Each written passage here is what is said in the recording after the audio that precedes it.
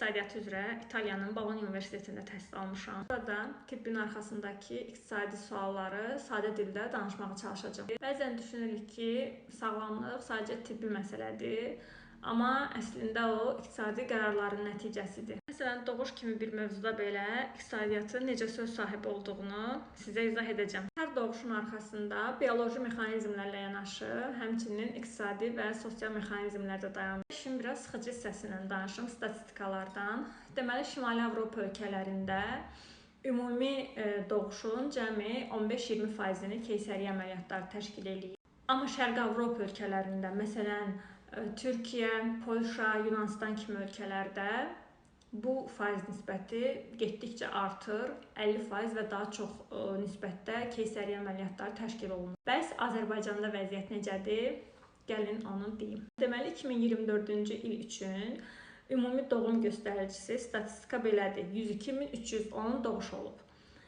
Və keysəriyyə əməliyyatları 69.913. Yəni bu ümumi doğuşdan 69.913 doğum keysəriyyə əməliyyatı ilə həyata keçirilib. 2010-cu ildə 22.746 keysəriyyə əməliyyatı olub. 2020-də bu 2 qat, hətta 2 dəfədən də çox, 49.897 keysəriyyə əməliyyatı həyata keçirilib. Və bunlar niyə, bu əməliyyatlar niyə inkişaf edilmiş ölkələrdən uzaqlaşdıqca, yəni bizim kimi və ya da Şərqi Avropa ölkələrində keysəriyyə əməliyyatlarının sayı bu qədər çoxdur. Səhiyyə iqtisadiyyatı bu haqda nə deyir? Gəlin izah edeyim.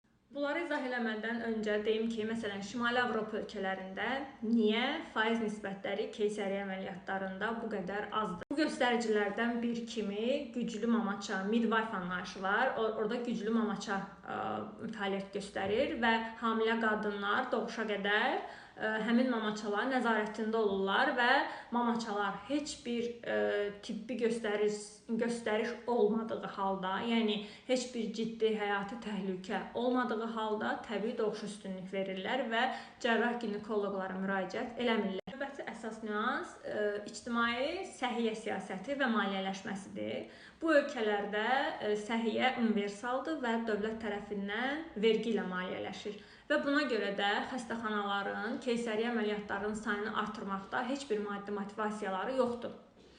Yəni, buradan belə başa düşə bilərik ki, özəl sığorta şirkətləri fəaliyyət göstərən ölkələrdə və ya da səhiyyəsi özəl olan ölkələrdə keysəriyyə əməliyyatlarına göstəriş maliyyə baxımından daha çoxdur.